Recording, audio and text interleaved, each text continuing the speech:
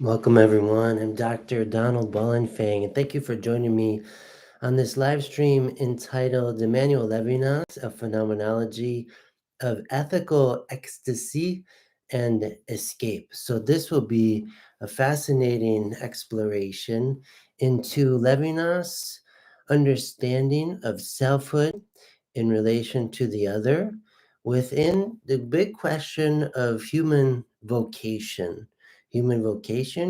purpose, and how his philosophy runs not by the Seinsfrage, the question of being, but by the question, who is my neighbor? Who is the other facing me? What are my obligations to her? So, this is going to be quite fascinating, I think, tracking with Levinas on this progressive movement of ultimately a liberation of the self from itself. So, a liberation of the self from itself. If we were to ask ourselves, do I want to be free? How many of us want to be free? How do I become free? And within that question, does the other concern me? Does the freedom of the other concern me? How do I promote the freedom of the other, as well as become free myself? How is there this collective movement toward liberation? So Levinas gives us a kind of roadmap toward this liberation as human beings. So we're going to track with him on this. And it begins with this lived experience being a self, and a lived experience that's very common to each one of us every day, called enjoyment. So at Levinas, we have the self who wants to be free, and we tend to seek this freedom through enjoyment. So Levinas says it's the first natural step of the self becoming free from itself. Because our experience of being a self can kind of haunt us. He talks about the ilia. We'd say in English, the there is. There is what? There is being. There is me, myself, and I, who do not form a company after all. There is me and my being, me and my selfhood. And it's almost like I'm in a box as a self. Jean-Paul Sartre starts thinking of existence as a room with no exit. Yeah, the Ilia is related to this for Levinas. So to be a self is to be confined to oneself, one's own existence, one's own being. And the question of being for Levinas, even the concept of being, is a troubling one. Levinas, as a philosopher, is troubled by being. For him, very much unlike Heidegger, for Levinas, being is not the featured attraction, but the featured problem. The problem of being, of existing, being confined to being, and being in its tendency to war against the other. Why do we wage war? Because I want to be. And I see the being of the other one facing me as a competitor to my being. So we wage war in the name of being, for the sake of being, to uh, persevere in my being over and against the others. Being often is interpreted as ousia in classical Greek philosophy. Ousia, substance. Aristotle says in his Metaphysics, to ask what is being is to ask what is ousia, substance. And substances tend to be limited, resources tend to be limited in our human experience. And so the self, the I, the ego, wants to make sure that he has what he needs. He has enough to persevere in his being, although he is frustrated by his being and actually wants to evacuate it. So the self wants more resources, more substances, more stuff in order to break out of this glass ceiling of his own being. He wants to break out, and so he does so through enjoyment. In French, jouissance. There's an ecstatic movement of the self outside of itself in every simple enjoyment. And for Levinas, this is a beginning of liberation.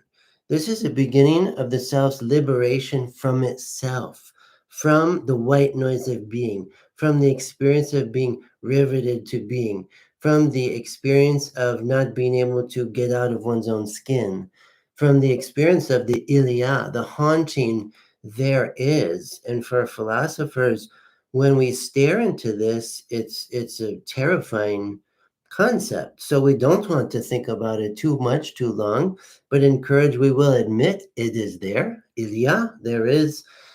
And instead, we want to go have some experience of, we say, pleasure, enjoyment, the experience of the self forgetting itself, of taking leave of itself, again an ecstatic ecstasis movement out of the out of the stasis of being, the stagnation of being myself. Enjoyment gives us some relief because with enjoyment there is what Levinas calls l'autre, the other. There is an alterity in every enjoyment, and it is implied in every enjoyment.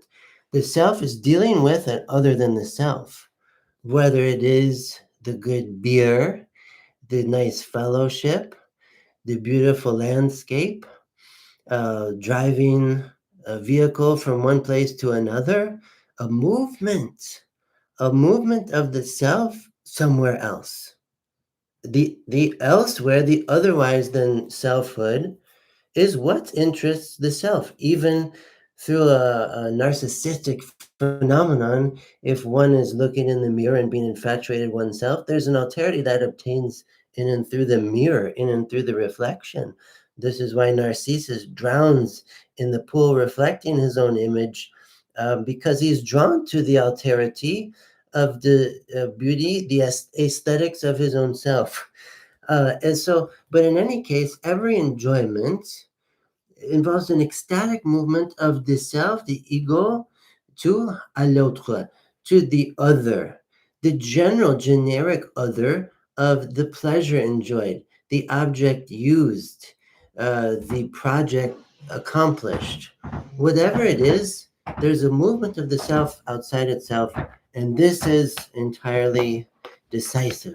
This is why we seek pleasure after pleasure, enjoyment after enjoyment, because we have some relief from being a self smothered in our own being, in our own existence, in our own self concern.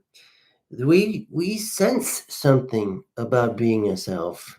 We sense that the point is something else.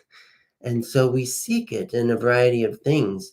And even if we think about a hermeneutic circle of an enjoyment recoiling on the self, at least there was an ecstatic moment. And so there's a logic here.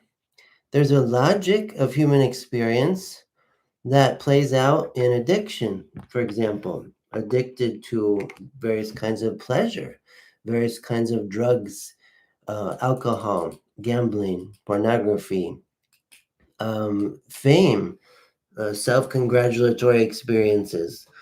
There's an addictive behavior that happens here, in as much as with every enjoyment, no pleasure keeps its promises, Levinas says in his book on escape, L'évasion. No pleasure keeps its promises because there is a recoiling after the experience of the self back into itself. I enjoyed, but I am still I.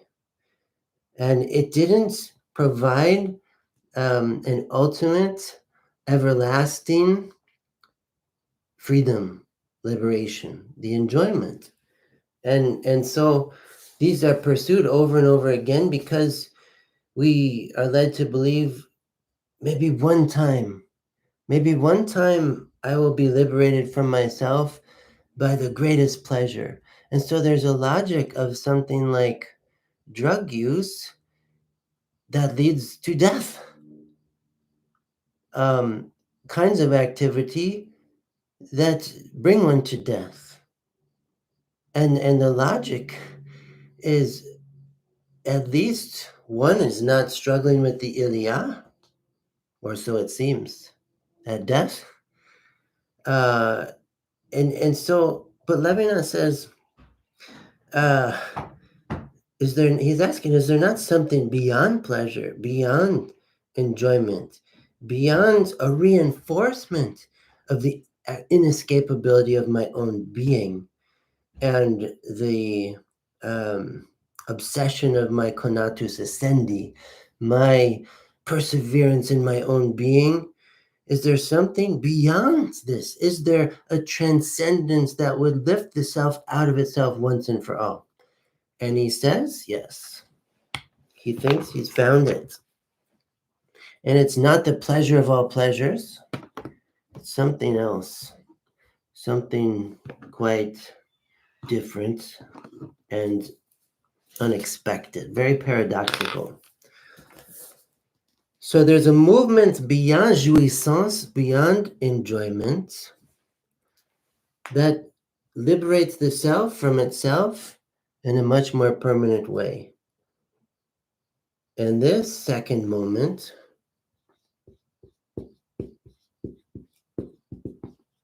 is the least thing we would expect. Responsibility for the other. And not l'autre, but for Levinas, this responsibility for l'autrui, the personal other.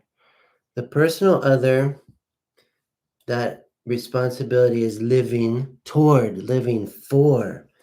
This for, being for the other, is no longer to be for oneself. It's an ultimatum. It's an ethical ultimatum. Do I exist for me alone, or do I exist for the other? To exist for the other is to really exist, is to the existere, ecstasis, the ecstatic movement outside of the self that exceeds mere enjoyment, because responsibility most often involves a sacrifice of pleasure, a sacrifice of all the enjoyments at my fingertips, giving these up so that I can serve the other one in love, in steadfast responsibility. The other, the personal other, the other who faces me. And in this ethical movement, there is an ecstatic movement of the self outside of itself because it's not caused by itself and it's not allowed to retreat back to itself. Once the mission is begun and the self moves in living responsibility for the other, a contest has begun that has no end, that has no return to the same, to the self. But it is a circuit, a running, um, uh, a courier on the move without ceasing, incessantly, perpetually. Responsibility for the other. So there's a liberation here beyond enjoyment. Because we tend not to think of responsibility as I enjoy my responsibilities. It's like more I have to put up with my responsibilities. I'd rather be enjoying something. But that's the illusion. Because if I'm left with my enjoyments, I just reinforce the own stagnation of my own being. But through becoming responsible for the other, there's a self forgetfulness that sets in that implies liberation of the self from itself by way of l'autrui, the personal other. So Levinas claims that this is the ultimate liberation, an ethical ecstasy, an escape of the self outside of itself, selfhood outside of subjectivity, an ego life that is no longer in bondage to the conatus essendi of the self and its own obsession with self-preservation and consumption of various pleasures and goods for the sake of that self-preservation. Levinas says there's one stage further, which we will get to after I comment more about this movement from enjoyment to responsibility of the self. So I'm taking some commentary from my 2021 book, Emmanuel, Levinas and Variations on God with Us. In the very opening of the book, chapter 1, asking who is Emmanuel Levinas, and using the powerful symbol of Mount Zion to talk about Levinas and the summit of responsibility for the other, because that's what we're looking at here. It's a ascending movement of the self from immanence to transcendence, the movement into the clouds of transcendence that envelop the summit of Mount Zion. As a symbol, yes, a biblical symbol, a geographical symbol, historical symbol. Mount Zion, where the Mosaic law was begun, where God bequeaths the divine ethical imperatives to Moses for the people of Israel, for all of humanity.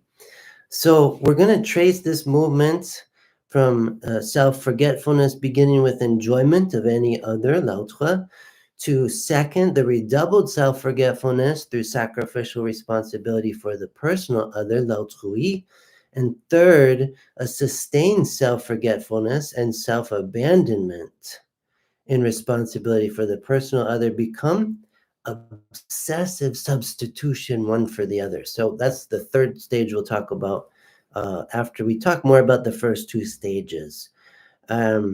So the goal is a paradox, because we might begin with the goal of how does the self achieve liberation? The self wants this, okay.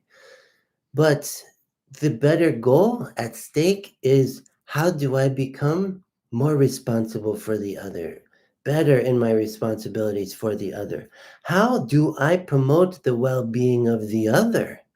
Becomes the premier question in all this, even more so than the question, how do I become free? How do I achieve liberation for myself? A liberation often understood as a kind of arrested development freedom of doing what I want, when I want, how I want, as if that's the essence of freedom. But we're going to find with Levinas, there's a much more mature and true concept of freedom that involves much responsibility. So we begin with the situation of the self and this kind of prison of being riveted to being, the ilia, the there is of being. And this is a problem for the self, for existence. Some people might describe, I wake up in the middle of the night, enveloped in darkness, and I have cold sweats, and I am perplexed by my being. And it becomes a neurotic obsession of thinking too much about oneself, the source of all anxiety, the source of all anxiety, thinking too much about oneself. But Levinas teaches us another way to think, another way to be, not just a Heideggerian being in the world, not just a Heideggerian being toward death, and all the anxieties involved in the courage to live in and through them as a self, coming always back to the self. But for Levinas, the point of the self is to lose it, is to give it up, is to yield to the other. And this is when liberation happens, not only for oneself, but for the other as well. So the self struggles a lot being a self. And Levinas again says the first movement of the self outside of itself, that outside of subjectivity, that outside of this neurotic obsession with the self, is the simple experience of enjoyment. Again in French, jouissance. There's movement in the term. There's ecstasy in the term. Jouissance. Jouissance. I come alive and forgetting myself and turning away from the mirror, mirror on the wall. Who is the fairest of all? Who in the land is the fairest of all? I turn away from the mirror. I peel away from myself as myself grows in solicitude for the other. But first, I experience good things, good experiences, good times. And so to describe the experience of enjoyment, the first stage of self-liberation, because of l'autre, of the thing enjoyed, the otherness of the thing enjoyed, we must begin with the cravings of the self. What does the self crave if not to evacuate itself irrevocably? Levinas gives a haunting depiction of the stale, smothering, and paralyzing experience of the white noise of being riveted to being, inescapable, unable to escape out of my own skin. Being as being is the essence of boredom and even frenzied panic. Being qua being, that's premier category of classical metaphysics, haunts the philosopher. I am, and I cannot escape the sheer facticity and weight of my being, my inevasible existence. Being presses in on me on all sides, and I cannot slip out of my own skin. I have been consigned to being without my permission, which itself would require being. Levinas calls this dead weight of being the ilia, the there is. Even as early as his book Existence and Existence, a work he began to write while detained as a prisoner of war, Levinas describes this claustrophobia of being. He suggests that it always haunts us, even if subconsciously. It plagues us when we are alone and in silence, in solitude.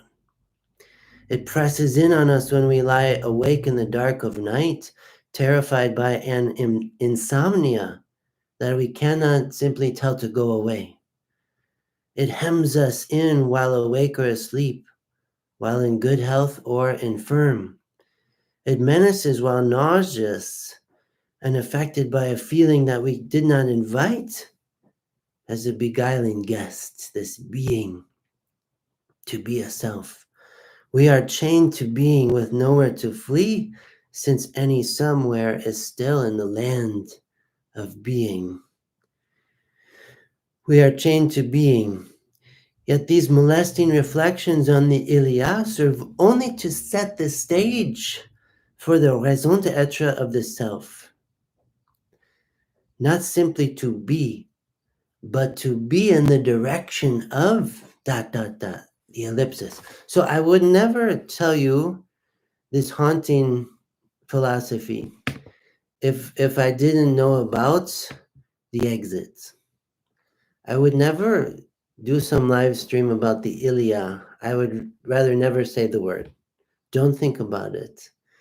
Don't have this experience that I've had. So I'm only going to set the stage with the Ilia to show how the great escape is made. And this is real philosophy. This is a philosophy, yes, come of age. This is a philosophy that is not afraid. And this is what we admire in all these incredible philosophers, even the very dark ones like Schopenhauer and Nietzsche and Feuerbach and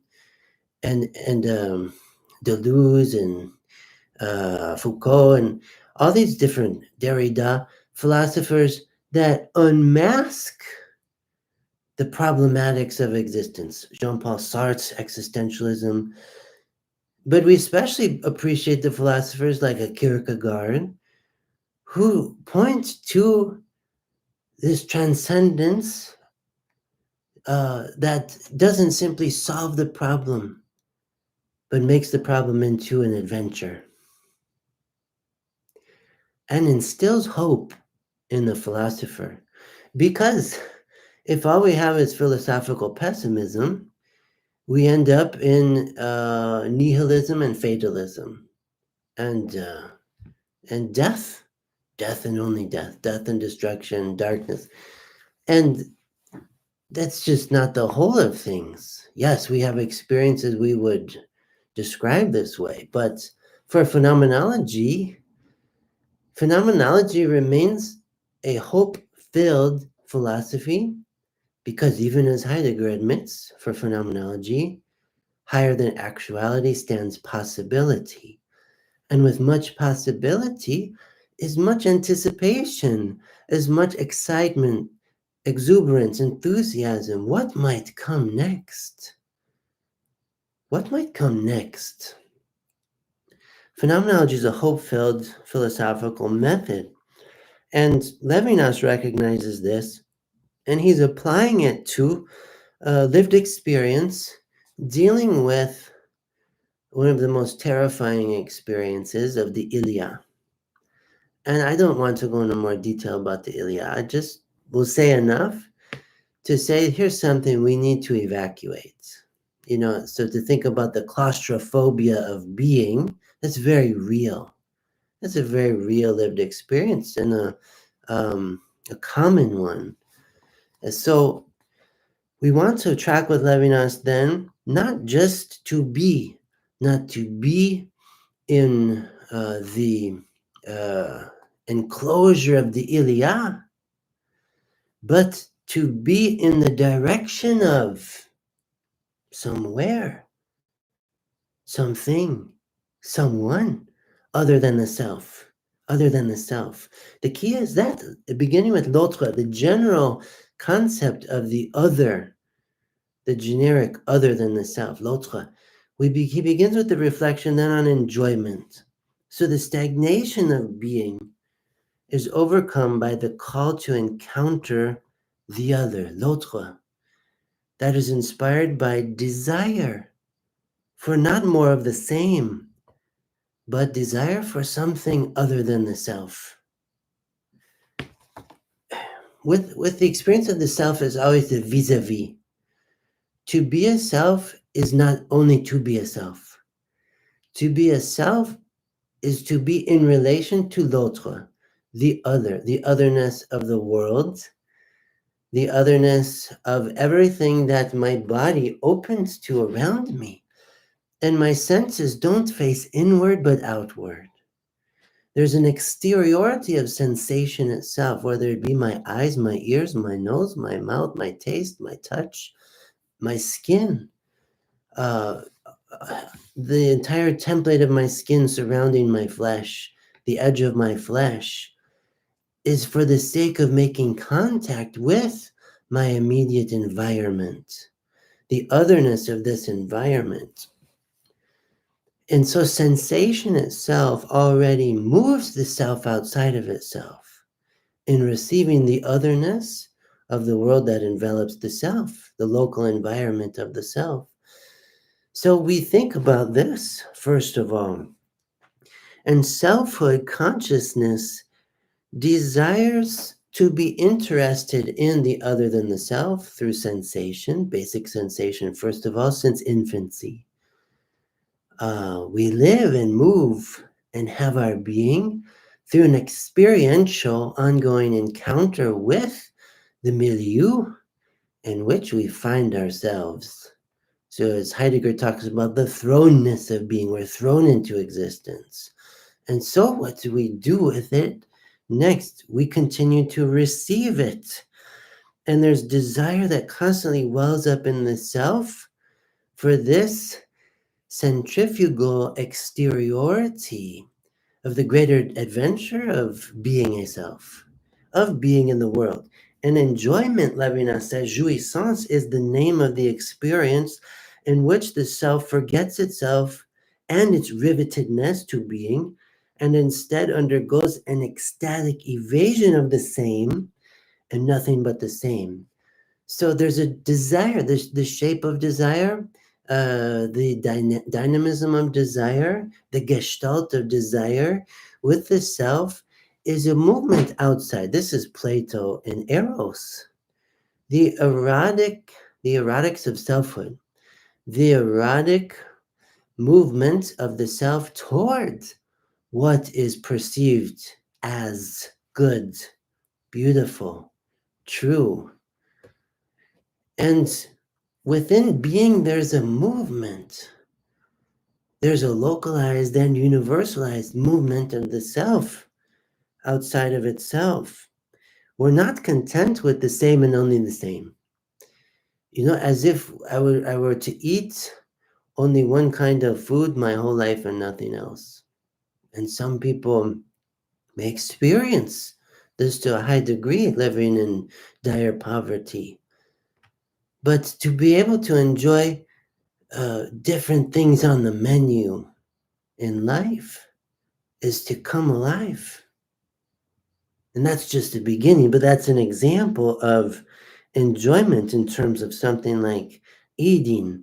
Why is it an ecstatic experience when the waiter brings out the dish and sets it on the table?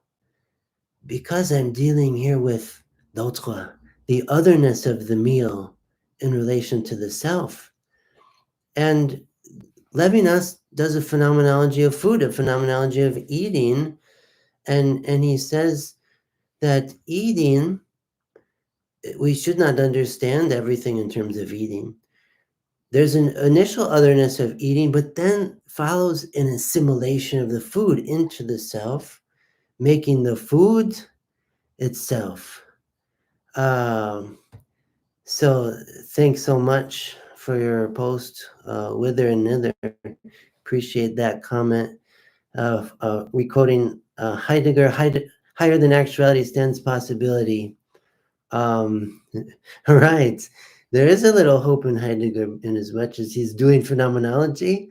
And if you do phenomenology, you can't help but encounter a little hopefulness along the way because phenomenology pursues the possibilities of possibility. So it is rather exciting, always interesting, always interesting. There's more to receive, there's more to describe, there's more to interpret, there's more to respond to in phenomenology as the method goes.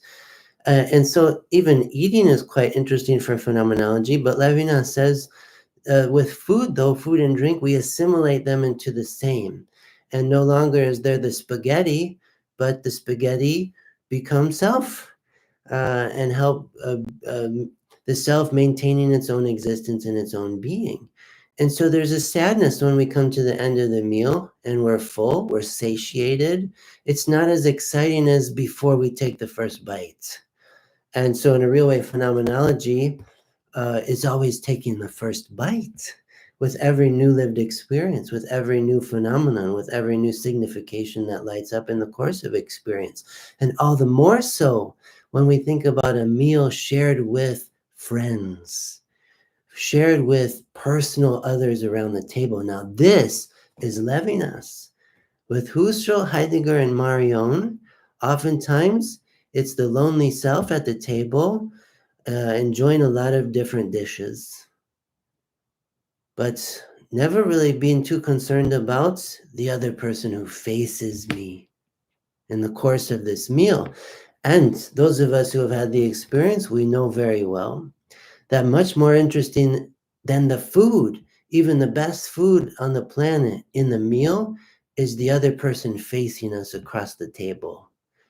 And how ecstatic of an experience is it when we share the meal together and a great conversation transpires?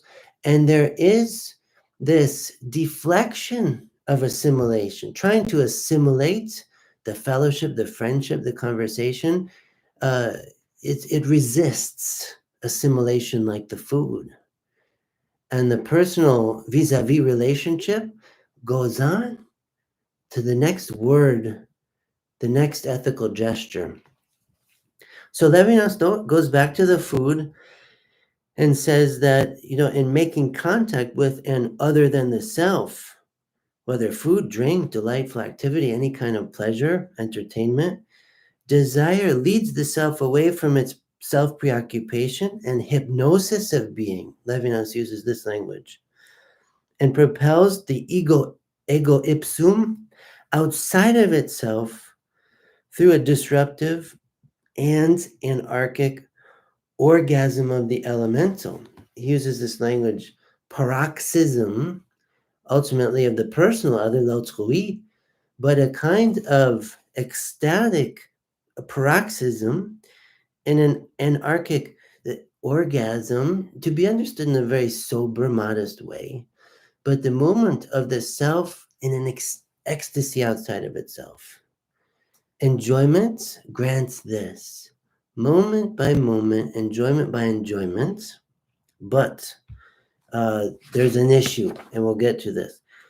So it's not so much for Levinas a religious mystical ecstasy, but simply an unrevealed, enigmatic, and heteronymous experience that is comprised by the alimentation of enjoyment, wherein the world nourishes me and bathes me.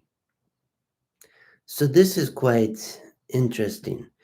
In a phenomenological analysis that he's doing, when talking about the ecstasy of the self outside of itself, in relation to the experience of enjoyment and that which is enjoyed, again, it's not this contemplative thing as much as a rather practical, ordinary experience of the elemental, wherein I recognize how the world nourishes me and bathes me and allows me, permits me to forget myself for at least this moment, and then another one. The world comes to be as an ensemble of nourishments in which a secular exteriority overtakes the sacred insufficiency of the I as subjectum, as the one subject to the world.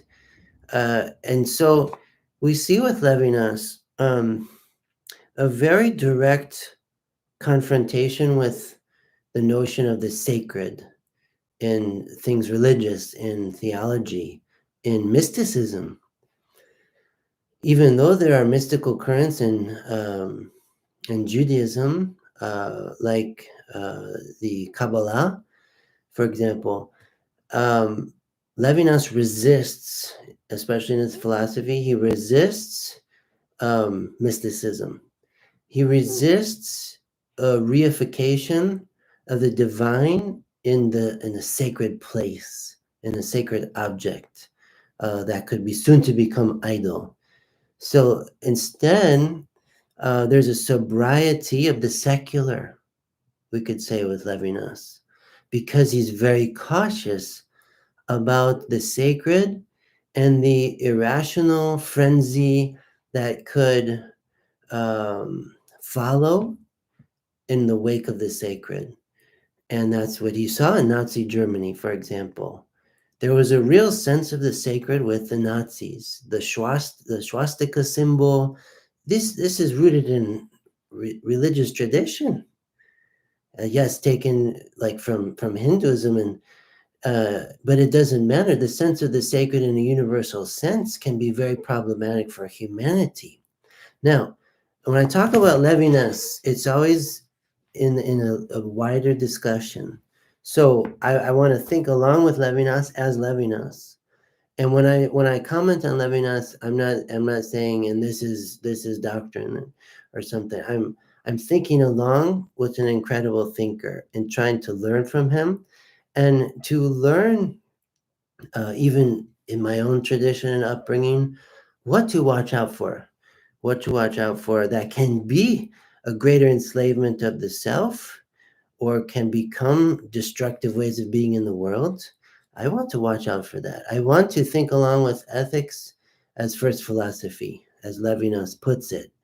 So this desacralized secular exteriority refuses to hallow the self as an absolute.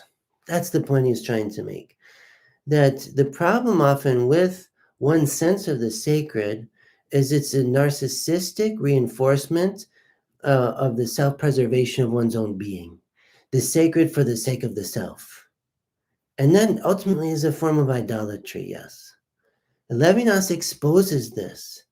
He exposes it through this hermeneutics of exteriority. And he says the self is not the holy ground of itself.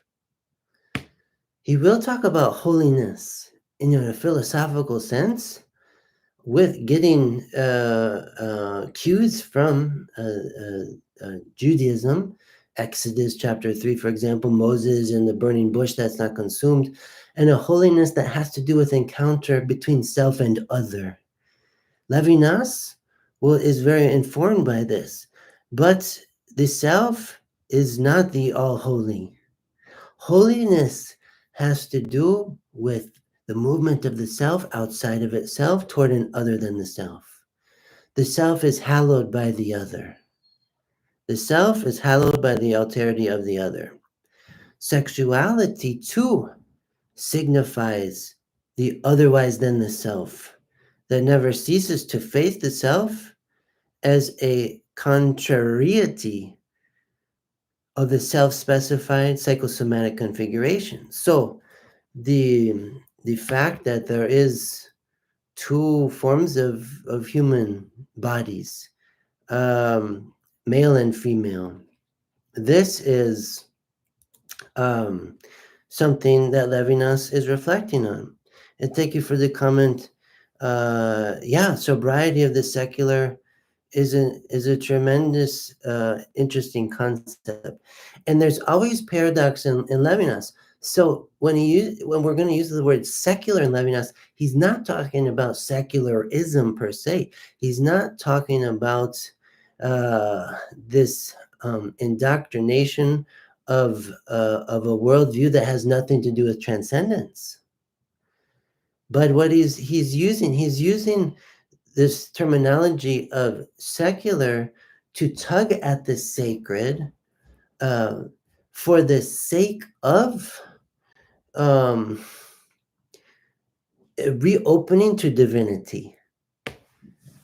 So for Levinas, there's an atheistic moment for the sake of the theos, for the sake of making room for divinity to signify itself once again within the ethical intersubjective relationship. So the question, was Levinas more a Buddhist philosopher than a Jewish one in some ways, culturally speaking?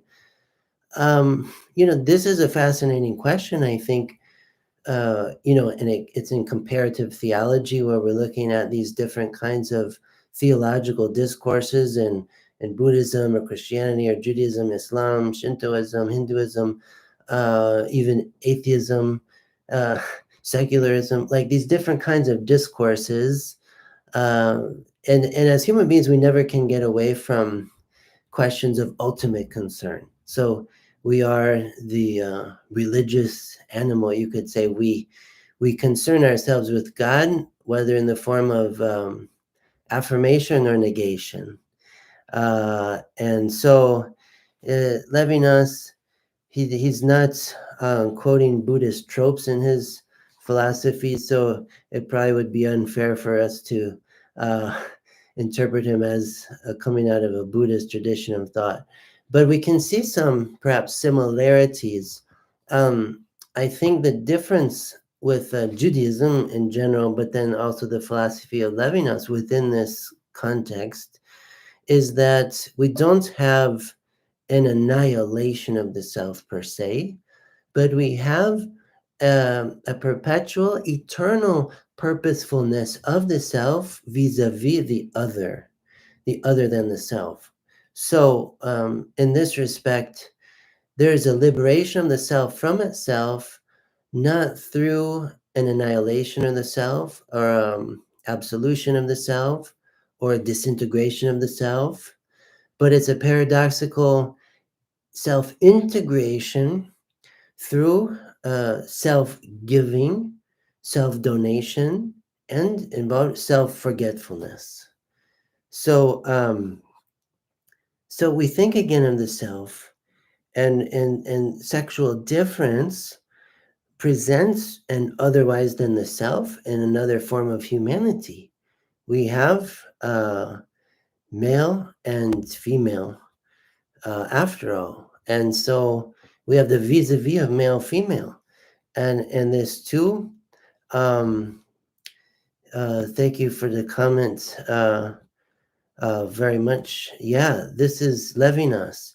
So to lose oneself is to find oneself vis-a-vis the other. And the great benefit is you don't just find yourself, you find the other. And you help the other find the way uh, of well-being. So within this Levinasian project, as his philosophy, the ego is inverted by the exceedance of sensations orientation toward and other than the self. The contrariety of woman facing man and man facing woman. So there's an exceedance of sensations orientation. And Levinas talks about this in his terminology of voluptuosity as a man doing philosophy vis-a-vis woman. And Levinas was married at this point. He's writing these things. Um, Voluptuosity, there's a saturation of the sexual other in relation to oneself, and so um, this for him is an indication, a cue of how the otherness of the personal other, the human other, continues to wake up the self from its self-insulating slumber. So voluptuosity, that experience of what Jean-Luc Marion will call the erotic phenomenon, is very much in play for Levinas and his thought. So sexual difference itself is what continues to provoke the self out of its self-sufficiency. So sexual difference, male vis-a-vis female, female vis-a-vis male, is to say that masculinity is incomplete unto itself. Femininity is incomplete unto itself. They refer to each other. Masculine selfhood is in reference to the feminine one, and femininity in relation to masculinity is there's an excess. There's excess signification. There's an irreducible otherness about femininity that masculinity will never know as much as it will try. Uh, a male cannot um, cannot have femininity for himself as a possession. Femininity in relation to masculinity is precisely what masculinity is unable to possess. No matter how try and what form we try to do this. Same for femininity in relation to masculinity. There's an irreducible otherness that itself, metaphysically speaking, is a prerequisite for procreation of this kind of being in the world. And Levinas talks about this. He talks about the child. He talks about the voluptuosity of the feminine, the child. And we have, through this unity in alterity, unity through plurality, a generation of alterity in the third party who comes on the scene thanks to sexual difference, masculinity, femininity. So if we take otherness seriously in philosophy, we have to think through these things, and Levinas helps us to do so. Life is experienced as an innocent childhood opposed to theoretical speculation and calculation, though be it merely a preliminary stage of psychological development. So in jouissance and enjoyment, there's the movement of the child enjoying the popsicle, enjoying the nearby butterfly, enjoying writing with the crayons on the paper. For the child, there is this novelty of existence that opens up. And the child in no way is concerned about the ilia. The child has surpassed the ilia from conception until becoming adult. So the philosophy of Levinas is written as an adult for adults. And it's saying there's something in childhood that continues to teach us about this jouissance. At least we can have this point of reference. And the jouissance, the ego life, pulsates according to the voluptuosity of the erotic sense of enjoyment. The ego, though always wanting to recollect itself in its habitation, its dwelling, its vestibule, its enclosure, its cloister, only goes out again in search of a pleasure that might finally keep its promises of permanent evacuation from the stalemate of being. Again, taking a lot of the commentary from my 2021 book, Emmanuel, Levinas, and Variations on God with Us. So, the philosophy of Levinas is saying that the ego can tend to be like a mouse in the night, and it goes out to find its crumbs of pleasure, its crumbs of enjoyment. It goes out to gather them up and to bring them back in its hole, its little hobbit hole, and to enjoy them. Do you ever have the experience, for example, of feeling embarrassed when you eat? Not wanting anyone to watch you while you eat. You ever have this experience like you're really hungry and you just want to dive into the burger or whatever it is, and you'd rather do this alone? Why? It's very interesting. Phenomenology, we want to investigate this experience of the kind of sense of embarrassment. Embarrassment when enjoying something too much. Because why would we be embarrassed? Because we have a sense of shame about what we're doing in the experience. I don't want to see me doing something I'm ashamed of. And I might very well be ashamed of enjoying my food too much because perhaps it's a rather selfish act. Perhaps it's a betrayal of alterity in the consumption of the food.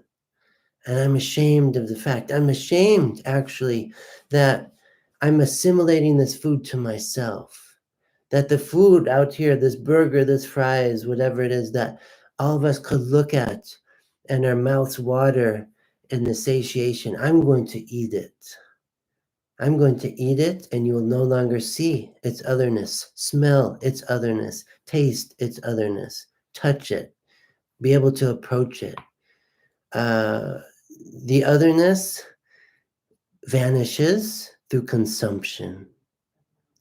So Levinas says that this jouissance is just a beginning. It's just a beginning, and no pleasure keeps its promises, he says in his book L'évasion, on escape. There is no pleasure that keeps its promises. What does he mean? There's no pleasure that escorts us to the great escape of the self outside of itself, never to return. Pleasure, in fact, reinforces the claustrophobia of being. Because after we enjoy the meal and we're satiated and we're stuffed, We feel the weight of our being even more in many ways. That meal did not grant me salvation. It granted me a full stomach. But the meal, the food that I assimilated into myself to make myself more myself, uh, is gone. The otherness of the food of the meal is gone. And all the more so if we think about like eating meat and the animal, who died to feed me. There's a loss of the otherness all along the way.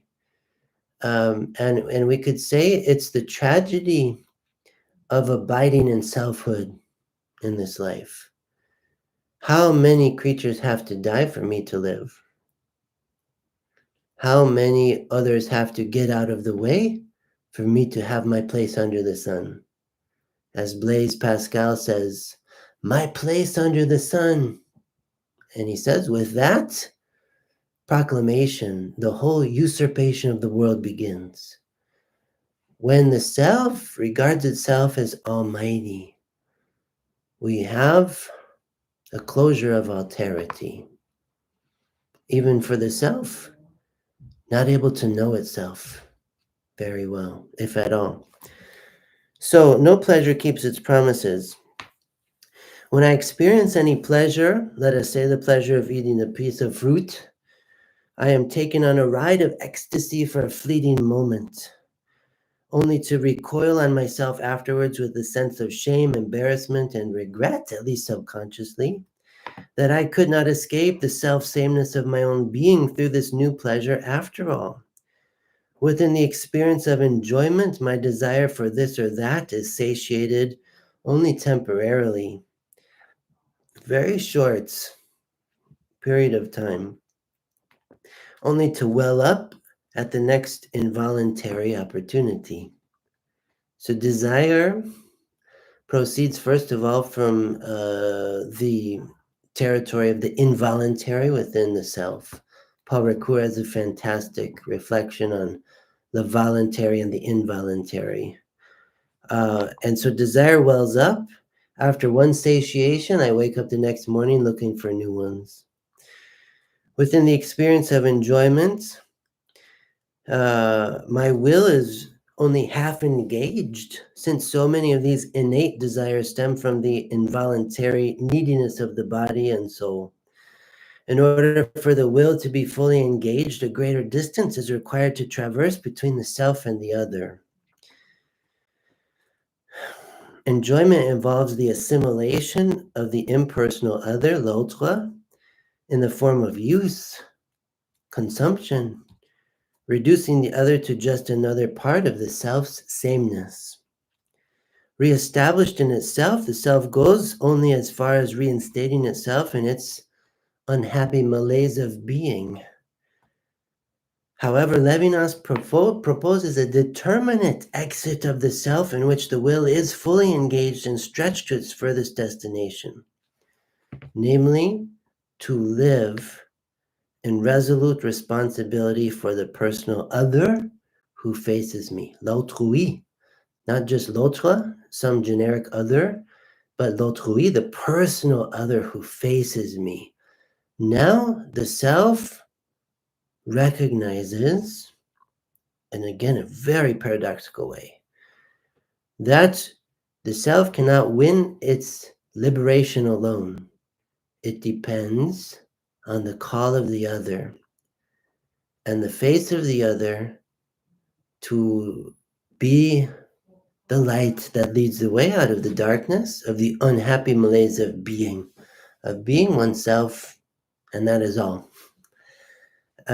So while enjoyment serves as an initial point of departure of the self from itself and a movement that is ecstatic, and then we sense a real evacuation of the self from itself,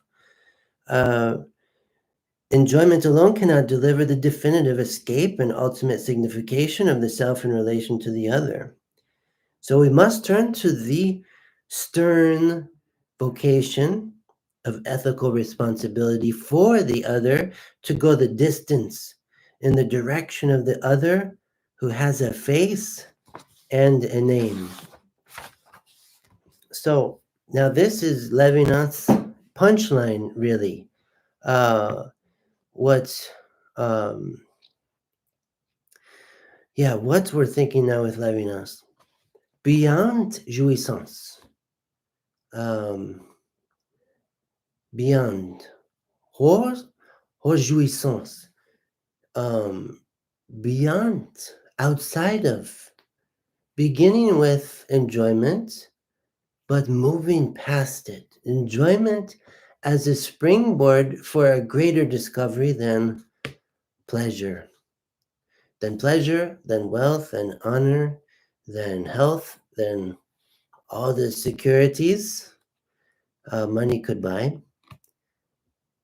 Um, but what about this holy inversion of what money can buy, and instead the experience of money given away, pleasure forfeited for the sake of the other who faces me, for her good. So again, the movement we're making with Levinas, beginning with the self, and the self confined to itself in its own inescapable being as self, unless there's a vis-a-vis, beginning with enjoyment, beginning with the otherness of the thing enjoyed, and it is a thing that is enjoyed, of course, and it's not a person, because a person transcends thing. So we don't enjoy a person and simply that. We're in relation to a person. This is what we learn with Levinas. But enjoyment awakens us to the other than the self in general, l'autre. But now we're going to talk about this redoubled ecstasy of the self out of itself, not like a boomerang. With enjoyment, we have an ecstasy that is the phenomenality of the boomerang. It goes out only to come back. Goes out only to come back. So every experience of intoxication, inebriation, this ecstasy of the gambling, of the athletic contest, of the entertainment, of the shopping, of the drugs, of the sexual pleasure, of all these things. This movement of the self out of itself, yes, who would deny that? But the misery of the boomerang that sits the self back down by itself, embarrassed, ashamed, regretful, because egotistical. If we approach otherness only in terms of enjoyment, that is always self serving, if that's as far as we get in life, a kind of animalistic, very pragmatic existence, I'm just going to gather my enjoyment. It's a very egocentric way of being in the world, and only reinforces the ilia all the more, only reinforces the tendencies of competition and war even more. No matter what side of the political spectrum we're talking about, a kind of unbridled capitalism, but also a kind of egomaniacal communism where extremes meet. So instead, the fundamental phenomenological dynamism is this movement of the self out of itself, which is the point of being a self. But Levinas says all the way to live for the other, responsibility for the other. Responsibility, the word response is within it, saying that responsibility signifies the affirmative response of the self to the call of the other. This movement that is not like a boomerang that will come crashing back on the self, but once I bind myself in responsibility to the other. Yes, the language is that strong in Levinas. It's that strong in Judaism. Covenant. This covenant between oneself and the other, where I have an eternity of responsibilities to live, to fulfill. And in that movement of responsibility, the self ascends into a transcendent way of being in the world rather than an imminent, closed off, myopic, self concerned egocentrism. So now we're going to think with Levinas, moving beyond enjoyment, but beginning with enjoyment. So he doesn't say that enjoyment is bad, he says it's a beginning. The problem is if we interpret enjoyment as an end, as the point, as an absolute, then what we're doing is reinforcing the misery of the self, being alone in its uh, obsessive selfhood. So instead, we want to move all the way responsibility for the other that is perpetuated by the call of the other. The call of the other, the face of the other, never stops being naked, vulnerable, exposed, needy, impoverished. But the other who issues the command, do not kill me, we have an affirmative response and responsibility in which we refuse to kill the other. Whereas if I interpret the world as the playground of my enjoyments, I will end up in war. War in the marketplace, war in my job, war in my home, war in my nation. And I will interpret um, life as a zero sum game, and I want to be the winner who takes all. If we go all the way to responsibility for the other, we have a much different interpretation of being in the world. So this is how I'd like to round out this live stream with reflecting some on this. From enjoyment to responsibility for the other. In the assignation of responsibility for the personal other, a movement is made from plain consciousness to wakeful consciousness and conscience, to be more exact. With reference to Levinas, Solomon Malka, this wonderful biography, writes that there is no rest for the righteous. Insists the master, Levinas, the righteous may not slumber. To be righteous is to be awake. And this is such an interesting phenomenon. How many of us would rather be asleep than awake? One time I was teaching an undergraduate theology course, and I was trying to get at the topic of desire and asking the students, what do you desire most of all? And one student said, to sleep. I think she was trying to, make a good joke, and there was some laughter. We might pry underneath the desire to sleep. Why? Because sleep in its own way is an evacuation of the ilia. And, to wake up in the middle of the night, so many people don't like that, don't like the experience of insomnia. Levinas talks about this. Don't like the experience of insomnia because we're riveted to being once again. And sleep itself we interpret as an ecstasy out of the ilia. But what about a wakefulness that is not just a return to the ilia, but a wakefulness that becomes ecstasy better than sleep? So that's what Levinas is getting at. To be righteous is to be awake. To have one's life filled with responsibilities is to be awake, is to really live. The absolute otherness of the other prevents a reductionism of the other to more of the same. Through a critique of egological interiority that tends to dominate the life of the self, the sovereignty of the ego is put into question. This is a beautiful benefit of Levinasian philosophy, to have oneself be put into question, so much. So a profitable guilty conscience ensues so that the masturbatory self might be overcome by a non-erotic love without lust. Yes, that's my language. Because it's a transcendence of the masturbatory self. The self who seeks this autoeroticism, thinking that there's a self-sufficiency within the self to escape itself. And there's not. There's not.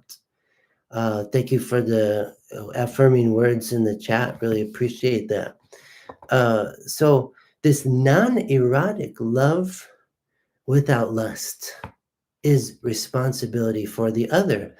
It's the sober maturity of fatherhood, of motherhood. Levinas has tremendous reflections on maternity as the paradigmatic instance of what he's talking about.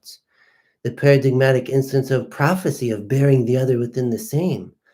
The paradigmatic instance of spending one's life at the service of the other as righteousness. Righteousness.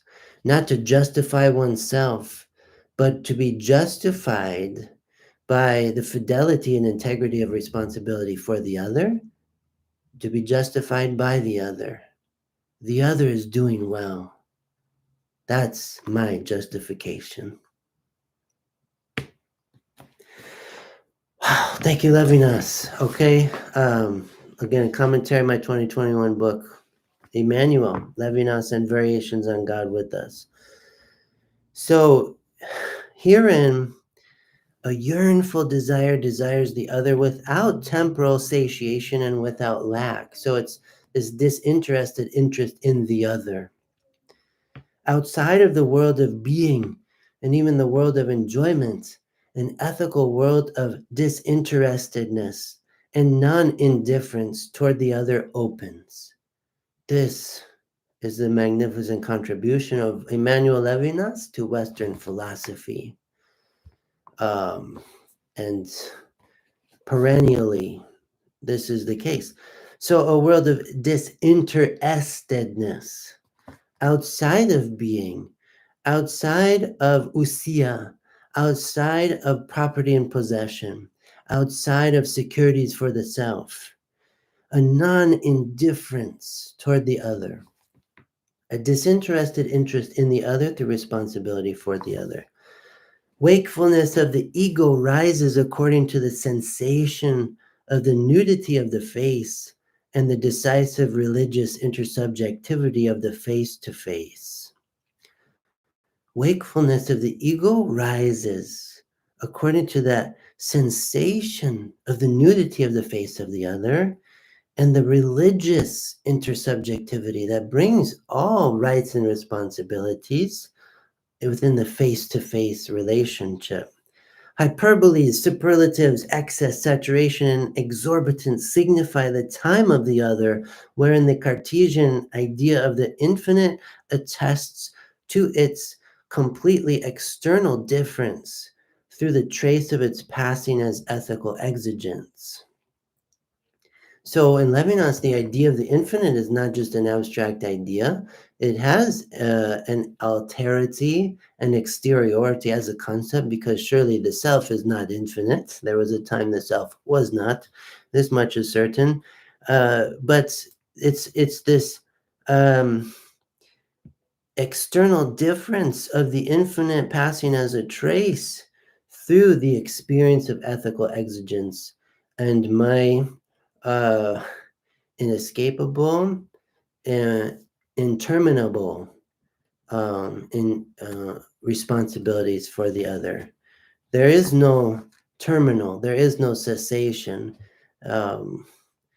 This is why it's vigilance, it's wakefulness of the self in relation to the other, where responsibility for the other as an immortal vocation ordained by and elsewhere beyond being introduces the possibility of impossibility, the non-phenomenon, Levinas calls it, into the arena of phenomenology, a paradoxical unity between the proximity and the transcendence of the other obtains.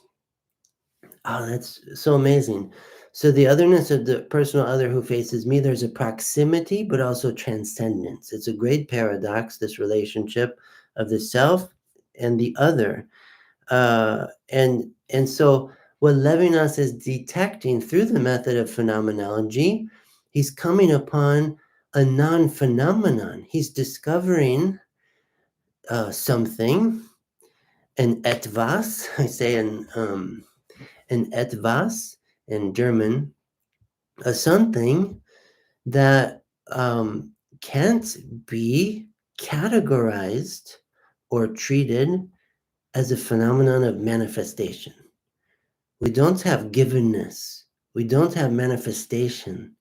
We don't have a kind of eidetic visual experience here within consciousness, but we have sensation through ethical signification, which is the trace of the infinite, the saying, the absolute in Levinas.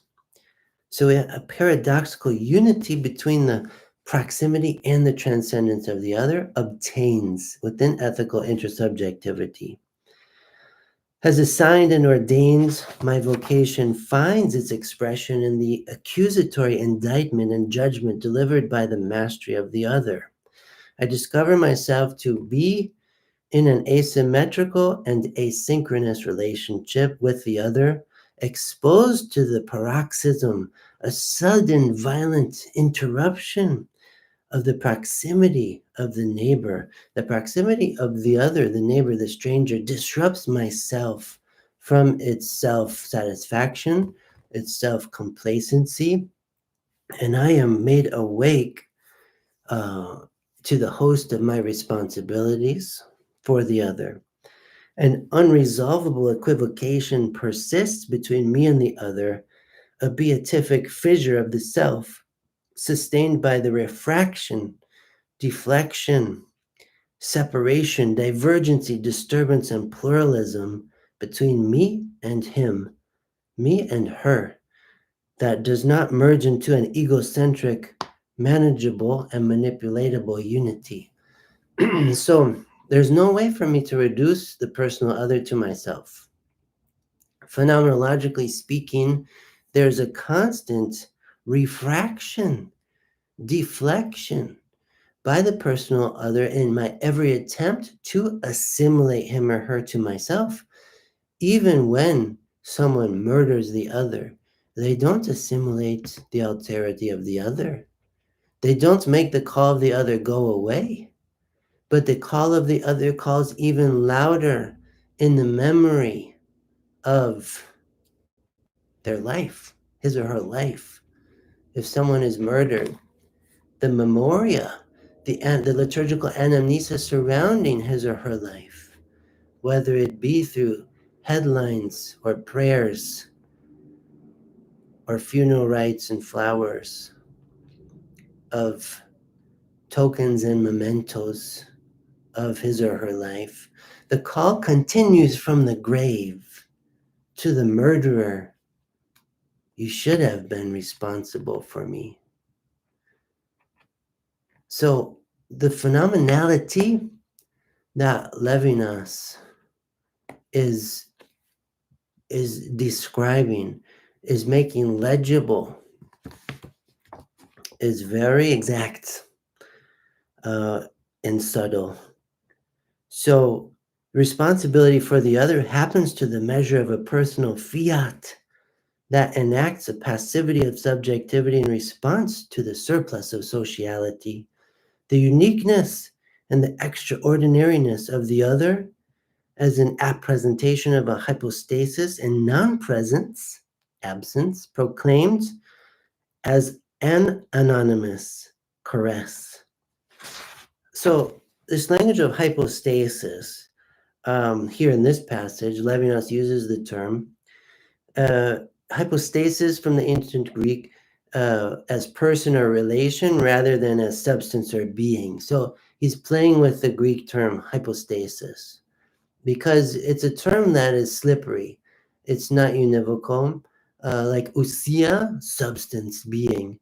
Hypostasis could be translated being, but it's not so much ousia, substance. Hypostasis is more personhood, relationality. So the hypostasis and non-presence of the personal other proclaimed as an anonymous, a double negation there, proclaimed in name, in caress, in face, in contact, in proximity, beyond the phenomenology of manifestation, or a hypostasis of the present, or a hypostasis of presence. In Levinas, it's very paradoxical. We have a proximity that is irreducible to presence. So the other calls to me whether we're in the same room or not, whether we're in the same country or not. The other calls, and it's more immediate than the speed of light. Um, the signification of the infinite that shows up as a trace in the call of the other uh, moves faster than the speed of light in this phenomenology of proclamation, not manifestation. So Levinasian ethical phenomenology refuses the domination of manifestation as an absolute. This is a phenomenological concept radically opposed to that of Heidegger, where both the self and a world of manifestation predominate in Heidegger's philosophy. But Levinas is quite different. Solicited by the other to live in responsibility for her, elected and homeless, I struggle against the return of the conatus essendi, the struggle to be, to persist in my own being, and instead hearken to the hither side of a social collectivity that resists its collapse into a hyper-unified communion. The surplus of sociality for Levinas is, it transpires according to the stacking up of responsibilities of the self in relation to the other that cannot be reduced to some kind of social doctrine or something, as if the social doctrine would oversee all of these self-other relationships. For Levinas, what's most fundamental is the self-other relationship itself, and not something that can be subsumed under some civil law, religious law, but there's an onus on the self that it cannot be passed off. It cannot be divested. Spirit speaks through the interstices of responsibility where the ego takes the place of the same, and the other, l'autrui, takes the place of the other, l'autre. So in this movement of the self, outside of itself, all the way to l'autrui, the personal other, the face of the other one, the other who faces me, the call of the other, we move beyond enjoyment, yet beginning with enjoyment, and in the kind of going the distance of the vocation of the self, of this being in the world that becomes being for the other. And then we have a kind of ordering of enjoyments in relation to the primary vocation of being for the other. It's not that the self has no fun in the Levinas world of philosophy, but the self enjoys better to the degree that all of the pleasures and enjoyments are ordered for the sake of the good of the other, promoting the good, the well-being of the other, and that everything is ordered in this way, even to the point of sacrifice. Have you ever had the experience of sacrifice, which is experienced as enjoying something as absent better than you would enjoy it as being present? So we're attempting to repurpose Levinas' language with the goal of condensing some of his core ideas so as to introduce them in a way that's accessible for everyone serious about doing philosophy. So far we've followed Levinas progression of thought from the first instance of self-forgetfulness that comes with enjoyment, jouissance, to the terminal velocity of the self, stretching outside of itself the responsibility for the other.